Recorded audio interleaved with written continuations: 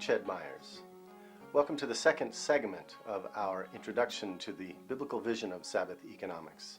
In this second installation, we're going to trace the footprints of the vision of Manna economics through the rest of the Hebrew Bible, both in Torah and through the prophets. Now I want to just sketch a few contours of the Sabbath economics vision throughout the rest of Torah. There are a couple of things that are important to this tradition, and one is what I like to call the Sabbath economics principle of the remainder. You shall not oppress a stranger, we read in Exodus. You know the heart of a stranger because you yourselves were strangers in the land of Egypt. For 6 years you will sow and gather, but in the 7th year you shall let the land rest, that the poor of your people may eat, and what they leave the wild beasts may eat. You shall do the same with your vineyard and your olive orchard. Now here's a notion of the 7th day Sabbath turning into a 7th year Sabbath. Now this is deepening the concept. Not only is it about ceasing our compulsive work, it's also about returning the land to the commonwealth. For 6 years, you can call the land yours. You work it, you put in your sweat equity, you do a good job.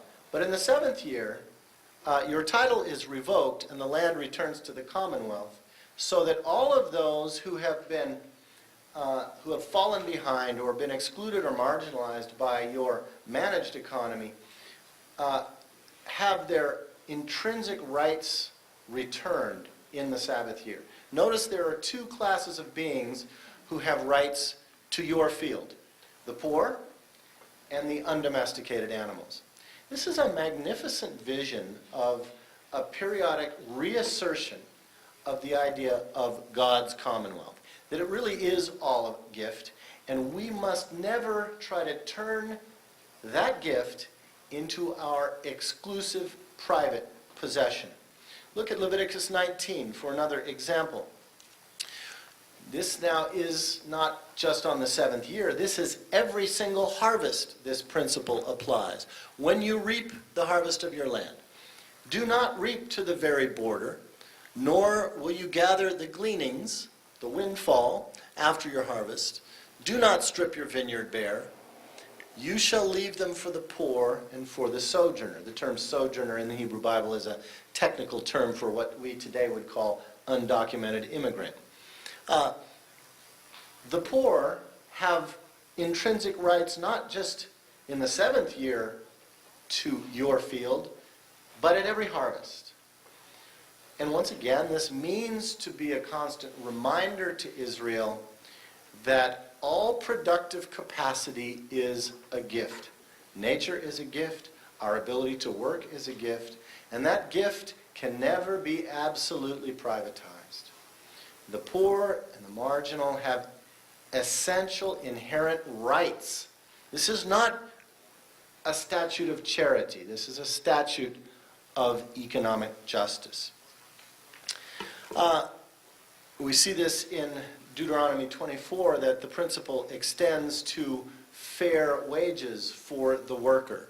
Do not withhold the wages of the poor and needy laborers, whether Israelites or undocumented workers who reside in your land. You shall pay them their wages promptly. Wage justice is a huge concern in the economic story of the Bible, because it is understood that when someone is reduced to being a wage slave, that is someone who has to work on your field because I don't have a field of my own, there are fundamental issues of justice in that relationship.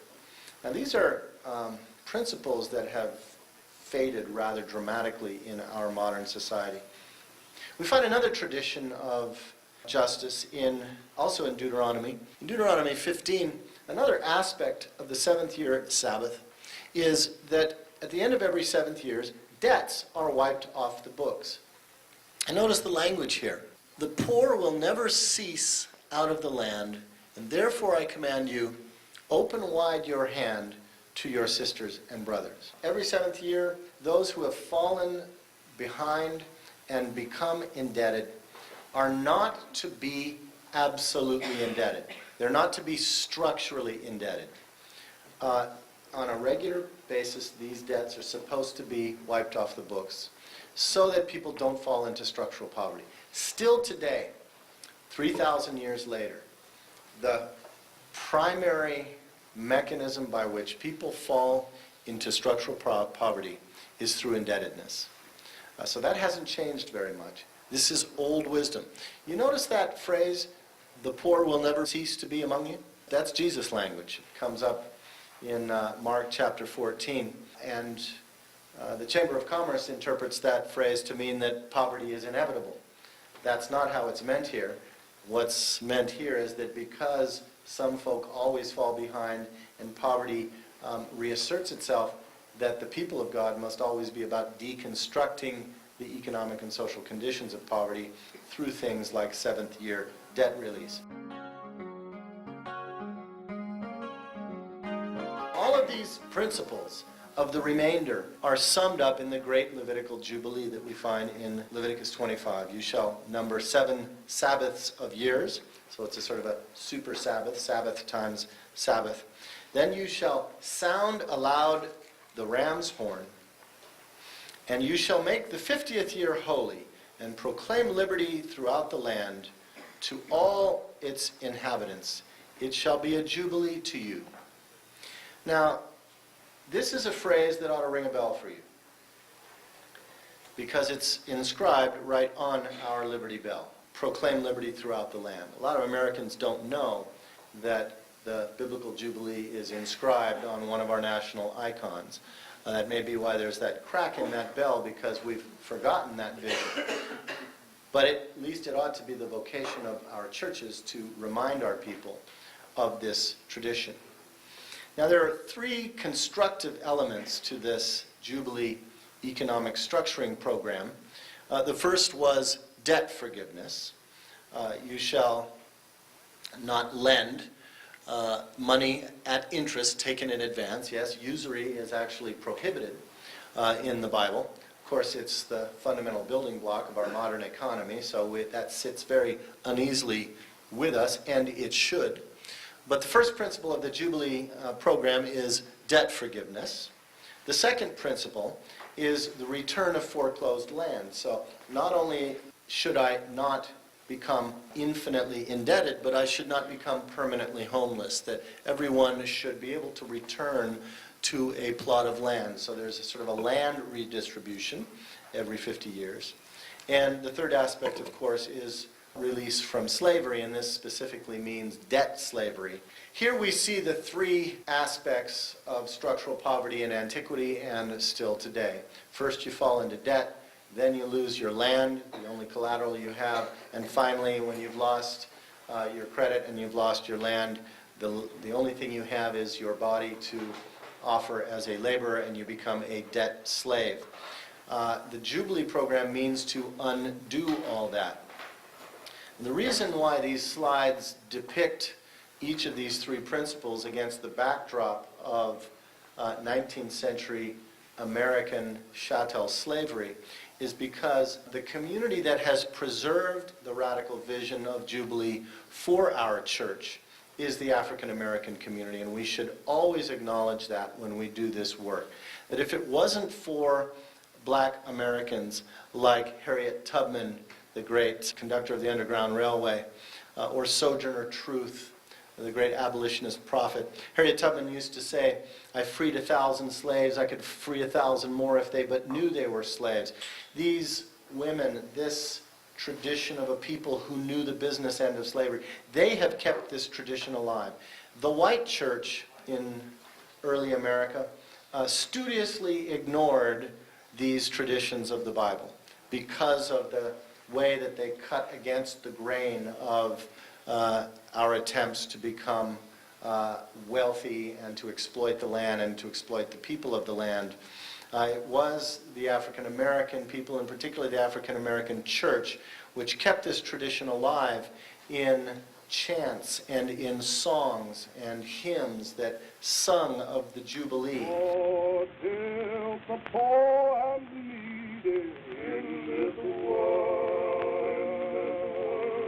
Lord, help the poor and needy in this world. Were not for this tradition, we would not be having this seminar today, and this is very important, particularly for non-African American Christians in this country to acknowledge. Another tradition that has kept this story of Jubilee alive, of course, is more recently the great Jubilee 2000 campaign to restructure and eliminate debt on a global basis. This is a movement that began in the mid-90s, just a little more than 10 years ago. It was, without a doubt, the most significant faith-based social movement in our recent history. It was global, it was ecumenical, and it accomplished what no one thought the movement could accomplish. Namely, it was able to persuade the G8 nations to significantly reduce the debt of the so-called HIPIC nations, the most highly indebted nations in the world. There's lots of work left to do on global debt, but the Jubilee 2000 movement sort of recovered this idea of biblical economic justice and inserted it into our common public discourse. So it's always a community of practice, friends. It's always a community of struggle that keeps alive the alternative economic story of the Bible. One last thought on the tradition of Torah. It's not just every seventh day or every seventh year, but again, it's at every single harvest that the people of Israel were supposed to remember the principles of Sabbath economics. Notice the correspondence here between the 50th year Jubilee and what is called the Feast of Shavuot in the Hebrew Bible, which later in the time of Jesus and the time of the church was known as the Feast of Pentecost. The Feast of Weeks counts off 7 times 7. That's why Pentecost is 50 days. And it was originally a first fruits harvest. And the instruction of this great festival of agricultural Israel is to take the first fruits of the harvest and to offer them back to God, and to dance with them before God, and then to remember the principles of Sabbath economics so that the gifts will be equitably distributed among all the people.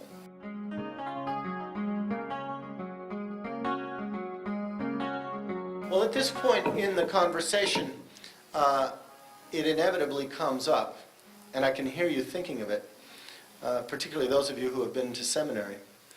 Well, didn't I learn that this ideal of the biblical Jubilee was just a utopian vision that was actually never practiced in Israel? This is, in fact, what most of our seminaries teach even today, and it is what trickles out into the churches as a fundamental Christian skepticism about the tradition of Sabbath economics.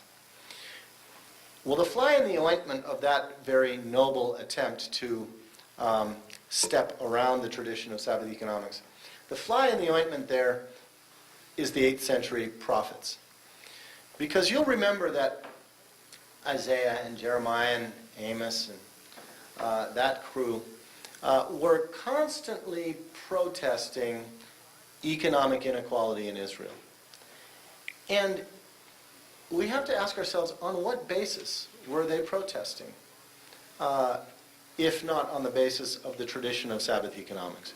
In other words, it is through the 8th century prophets that we see that there were people who took this seriously in Israel. There were people who tried to practice it, not only personally, but also to see it embodied as policy in the body politic of Israel. Now, Ulrich Ducrow is a theologian friend of ours from Germany, and he's argued that the 8th century prophets began their work at a time of what he calls the first instance of economic globalization in the history of civilization. He says, in the 8th century before the Common Era, we began to see the rise of private holding, large private holdings, the rise of accumulated capital, the rise of debt-financed economy and the rise of a globalized economy, first with the Greeks and then increasingly with the Romans, which extracted wealth from one part of the Mediterranean and transferred that wealth to another part of the Mediterranean. And it was this crisis of economic globalization and stratification that brought the 8th century prophets into the limelight, that they began their work in Palestine because in agrarian Palestine in the late Bronze Age, the Jews were already beginning to feel the effects of this economic globalization. So let's just get a taste of one classic oracle that you see here, Isaiah 3. This oracle begins with Isaiah saying, "Oppressors treat my people cruelly. Creditors rule over them. My people's leaders mislead them, giving them confusing directions." Now, how contemporary does that sound? Now, understand, this is in the 8th century before the Common Era. Isaiah is a prophet who's seeing the impact of economic stratification, of the rich getting richer, the poor getting poorer, the credit economy promising paradise and delivering captivity, leadership buying in to the economic lies, and poor people being sacrificed.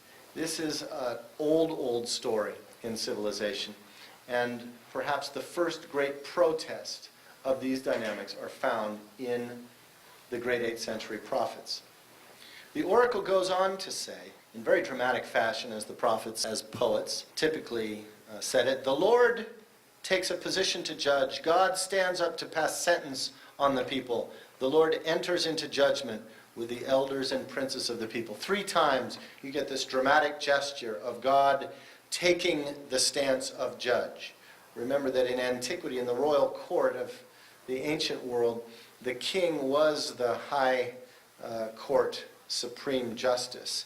And when the king or the high justice would come in, there was lots of pomp and circumstance. So Isaiah is now envisioning God taking a position to judgment, standing up, everyone filing in. It's a very dramatic moment. It means to get our attention as the reader. And now here comes the judgment.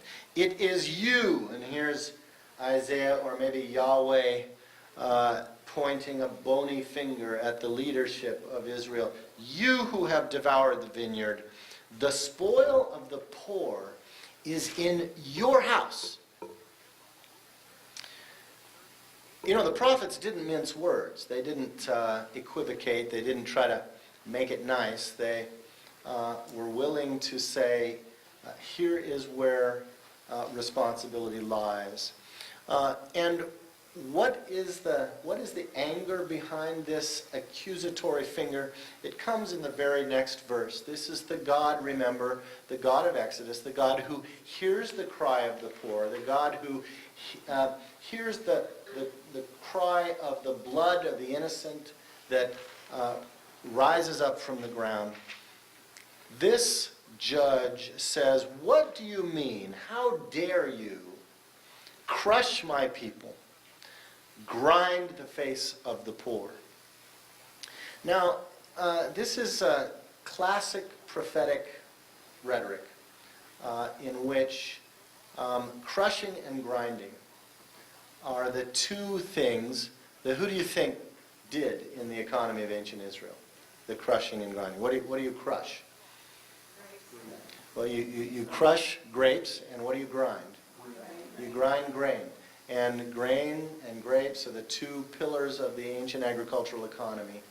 And here, Isaiah takes that metaphor and says, the very people who do your crushing and your grinding so that you can reap the profit, you are actually running through those mills yourselves.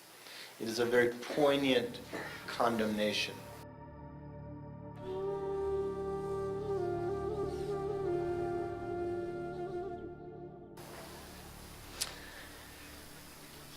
Now, Isaiah, in referring to the body politic of Israel as a vineyard, is drawing on a metaphor that he comes back to in Isaiah 5, and that is his famous parable of the vineyard. Let me sing for my beloved a love song concerning the vineyard. Understand, friends, that the prophets yelled at their people not because they hated them, but because they loved them. This is a love song by God to the workers in the vineyard who work hard. They break a sweat digging and clearing the field of stones and planting it with vines and planting a watchtower and hewing out a wine vat. This is a beautiful portrait of an ancient agricultural operation. God recognizing that there's a lot of sweat equity and care that goes into this project. And so God looks to the gift of the field, hoping that it will yield, just as the farmer hopes it will yield. But as in every prophetic parable, there's a punchline with a twist to it. But behold, we're told, it yielded wild grapes. Now, inhabitants of Jerusalem, people of Judea, judge between me and my vineyard. So this is now unmasked as a judgment parable. And here's the judgment. For the vineyard of the Lord of hosts is the house of Israel. So the field is metaphor for the people. And the people of Judah are God's pleasant planting. And God looked for justice, but behold bloodshed. For righteousness, but behold people crying out in pain. And now comes a series of prophetic woes. This is a way of the prophet saying, oh, we are in deep trouble here. Woe to those who join house to house and add field to field until there is no more room for anyone but you. Now what the prophet is describing is the process called in economic sociology latifundialization. It's a very fancy sociological term to describe the economic process in which some folk who fall into debt have to take out loans, secure the loans with their field, their land, as collateral. If they default on that debt, that land is taken through foreclosure. But this is a society in which there are no banks. The people who lend money are the people who are already rich. They're the people who have surplus capital. So if I foreclose on my little 40 acres, that land now goes to you. So you are adding field to field. Now my house is suddenly your house. You're adding house to house. And when this process gets so widespread that there are just a few people who own all the land and have the big trophy homes, and everybody else is living in the sharecropper's shack, that's a problem. This was a problem not only for Isaiah, but also for Jeremiah. Woe to the one who builds a house by injustice, who makes his neighbor serve him for nothing and doesn't give him his wage. You see the echoing of Sabbath Economics principles here. Who says, I think I'm going to add 3,000 square feet to my trophy home. Now, Jeremiah starts out talking about any old rich person, but by the end of the oracle, it's clear he's talking to the king himself, the king of Israel, who is living in a big house of cedar. He's talking about Solomon's temple. And he says, didn't your father judge the cause of the poor and needy? And then it was well, but you have eyes and heart only for dishonest gain, for shedding innocent blood, and for practicing violence and oppression. Just as African Americans preserved the tradition of Sabbath economics for us, so the 8th century prophets preserved that tradition for Israel.